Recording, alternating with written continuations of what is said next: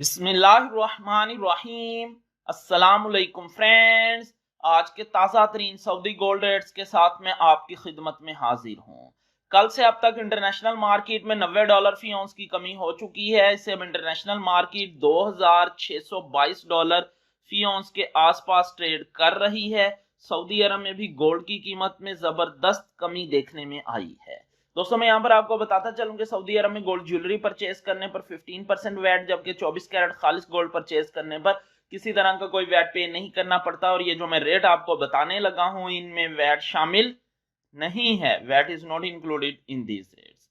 आज Saudi Arab में फी औंस सोने की कीमत है 9,832 रियाल 50 हलाला फी किलोग्राम, यानी 1 kg। सोने की कीमत है 3,16,158 रियाल। 18 कैरेट गोल्ड की फी ग्राम कीमत है 237 रियाल 12 हलाला। 18 कैरेट गोल्ड की फी 10 ग्राम कीमत है 2,371 रियाल 18 हलाला। 18 कैरेट गोल्ड की फी तोला कीमत है 2,765 रियाल 75 हलाला। 21 कैरेट गोल्ड की फी ग्राम कीमत है 275 रियाल 6 हलाला। 21 कैरेट गोल्ड की फी 10 ग्राम कीमत है 2,750 रियाल 57 हलाला। 21 कैरेट गोल्ड की फी तोला कीमत है 3,208 रियाल 27 हलाला। 22 कैरेट गोल्ड की फी ग्राम कीमत है 289 रियाल 79 हलाला।